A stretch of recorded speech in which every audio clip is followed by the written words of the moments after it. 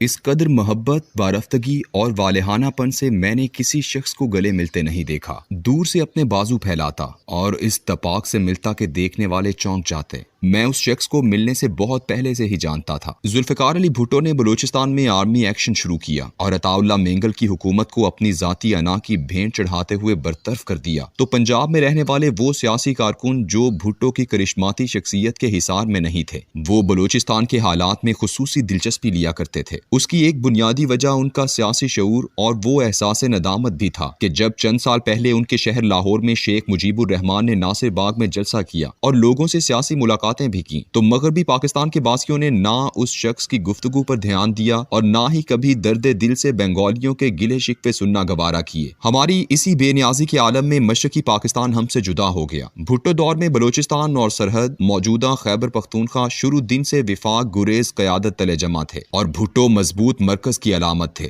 बलूचिस्तान की क़यादत अगरचे कौम परस्ताना और इनकलाबी नारों से गूंजती थी, लेकिन ये सारी क़यादत उन सरदारों, नवाबों, मीर मोतबरों, मलिकों और टुकड़ियों पर मुश्तमिल थी जो नेशनल अवामी पार्टी का हिस्सा थे। लेकिन इन तमाम नवाबों और सरदारों के दरमियान एक मिडिल क्लास से भी कम हैसियत वाले खानदान से ताल्लुक रखने वाला नौजवान अब्दुल हई बलोच बिल्कुल मुख्तलिफ नजर आता था। ये ऐसा नौजवान था कि जब वो कराची में डाउ मेडिकल कॉलेज में जेरे तालीम था तो 1970 का इलेक्शन आ गया। BSO के सरकर्दा तालिब इल्म रहनुमा को सदियों से बलोच कुव्वत की अलामत और रियासत कल्लात के सरबराह खान ऑफ कल्लात के भाई के मुकाबले में खड़ा कर दिया। और हैरत की बात यह हुई कि उसने इस खानदानी वजाहत की अलामत को शिकस्त दे दी और आइन साज असेंबली का रुकन बन गया। उसके बाद इस नौजवान ने पूरे मुल्क को उस वक्त मजीद हैरत ज़दा कर दिया जब उसने 1973 के उस आइन पर दस्तखत करने से इनकार कर दिया जिसे भुट्टो मुतफ़िका आइन कहा करता था। उस वक्त अब्दुल हई बलोच का पार्टी लीडर, सियासी रहनुमा और कायद मीर गौस बख्श बजिंजो था। बजिंजो साहिब को इस नौजवान समेत तमाम बलोच शुरू दिन से इज्जत की निगाह से देखते हैं, लेकिन अब्दुल हई बलोच ने तो दुनिया को हैरान दर हैरान करने का शायद ठेका ले रखा था। जब जुल्फ़िकार अली भुट्टो ने अताउल्लाह मेंगल की हुकूमत बरतरफ की तो नवाब मोहम्मद अकबर खान बुगटी को गवर्नर लगाकर फौजी ऑपरेशन का आगाज किया। मीर गौस बख्श बजिंजो, सरदार अताउल्लाह मेंगल और मीर गुल खान नसीर समेत लातादाद बलोच रहनुमाओं पर हैदराबाद साजिश केस के नाम पर गद्दारी का मुकदमा चलाया गया। वक्त बदला, ज़ियाउल हक ने मार्शल लॉ लगाकर हैदराबाद केस खत्म किया और आम मुआफी का ऐलान कर दिया। ज़ियाउल हक के तैयारा हादसे में जाँ बहक होने के बाद जो पहले इलेक्शन 1988 में हुए, उनमें अब्दुल हई बलोच नवाब अकबर बुगटी के साथ मिलकर बनाई गई बलूचिस्तान नेशनल मूवमेंट का रूह रवां था। इस नौजायदा कौम परस्त पार्टी ने बाबाए बलूचिस्तान मीर गौस बख्श बजिंजो के मुकाबले में मंजूर अहमद गशली को खड़ा किया, जिसने बाबाए बलूचिस्तान को हरा दिया। ये वाकया बलूचिस्तान से बाहर रहने वालों के लिए हैरत का बायस तो था ही, उसने खुद बलूचिस्तान वालों को भी हैरान कर दिया। अब्दुल हई बलोच मेरे बलूचिस्तान में कयाम का एक शानदार तोहफा था। ऐसे खूबसूरत जहन के मालिक शख्स का बातिन इस कदर खरा, साफ और उजला था कि उसमें बनावट, तसना और मुनाफिकत नाम को ना थी।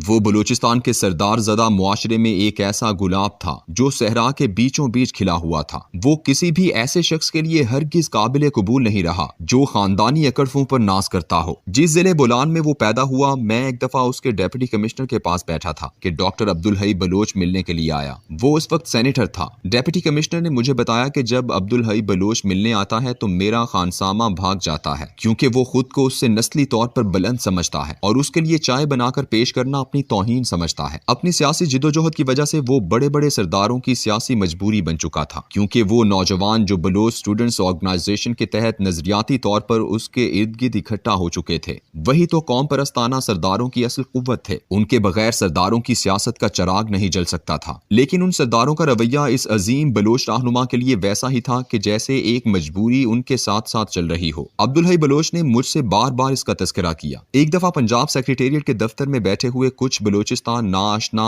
अहम पंजाबी ब्यूरोक्रेट्स ने उसके साथ एक बेवजह किस्म की बहस शुरू कर दी, जिसमें उन्होंने सरदारों को ही बलूचिस्तान की पसमानदगी का असल जिम्मेदार ठहराया और कहा कि हमें बलोचों को सरदारों से निजात दिलाना चाहिए। मैंने अपने उन साथियों से कहा कि क्या कभी बलोचों ने ये कहा है हम तुमको चौधरियों के जुल्म से निजात दिलाते हैं, फिर तुम कौन होते हो? बलोच जाने और उनके सरदार जाने। मेरे इस फिक्रे पर अब्दुल हई बलोच ने अपना मखसूस बुलंदो बांग कह कहा लगाया और कहा, ओरिया भाई, इन्हें बताओ, अगर ये लोग अपने इस मामा बनने वाले रवैये से हट जाएं तो बलूचिस्तान की आवाम खुद अपने सरदारों को अपने हाथ से ज़बा कर दें। इनकी मुखालफत बलोच अवाम को सरदारों की गोद में फेंक देती है। डॉक्टर हई की यही शोला बयानी ही थी जो उसे हर जगह नए नए हासिल तोहफे में देती थी। सरदार उसकी सियासत को पसंद नहीं करते थे, मगर सरेआम कभी नहीं बोलते थे। लेकिन एक दफा नवाब अकबर बुगटी के दामाद सरदार शाकिर खान डोमकी के पास उन दिनों मैं बैठा था, जब नवाब बुगटी ने अपने उस सियासी दामाद को डॉक्टर हई के इलेक्शन में काम करने की जिम्मेदारी लगाई थी। इस मरहले पर सरदार शाकिर खान की जान पर बनी हुई थी। तकरीबन आधा घंटा उसने डॉक्टर हई के अवामी तर्जे मिलाप पर ताबड़तोड़ तनकीद करते हुए कहा कि मुझे तो नवाब साहिब ने मुश्किल में डाल दिया है। बंदर का तमाशा देखने लोग खड़े हों तो ये शख्स गाड़ी रोककर कहता है आए उन लोगों से हाल अहवाल करते हैं। डॉक्टर अब्दुल हई से मेरी मुलाकात, ताल्लुक, बल्कि बहुत हद तक दोस्ती और कुर्बत का अरसा कम से कम 42 सालों पर मुहित है। मैंने जब बलूचिस्तान यूनिवर्सिटी में पढ़ाना शुरू किया तो वो मेरे इब्तिदाई जानने वालों में से था। ज़मुर्द हुसैन साहिब की कल्लात पब्लिशर तमाम इनकिलाबी सरदारों और लीडरों का ठिकाना हुआ करती थी। ज़मुर्द हुसैन साहिब वाहिद शख्सियत थे जिनसे शनासाई के लिए मैं एक तारुफी खत लेकर कोयटा आया था। अब्दुल हई बलोच और तमाम सियासी और अदबी क़यादत वहीं मेरी दोस्त बनी। ये शहर और सूबा मुझे इस कदर भाया कि मैंने पंजाब के डोमिसाइल पर सिविल सर्विस में कामयाबी के बाद सिंध में अपनी पोस्टिंग से इनकार करके बलूचिस्तान आने पर तरजीह दी। कमाल की बात यह है कि इस सूबे के बलोचों, बराहवियों और पश्तूनों के कभी भी मेरे और अपने ताल्लुक में फर्क न आने दिया। उनके नजदीक मेरे एक लेक्चरर होने और डिप्टी कमिश्नर होने में कोई तफरीक ना थी। वैसे ही बेतकल्लुफ, खरे,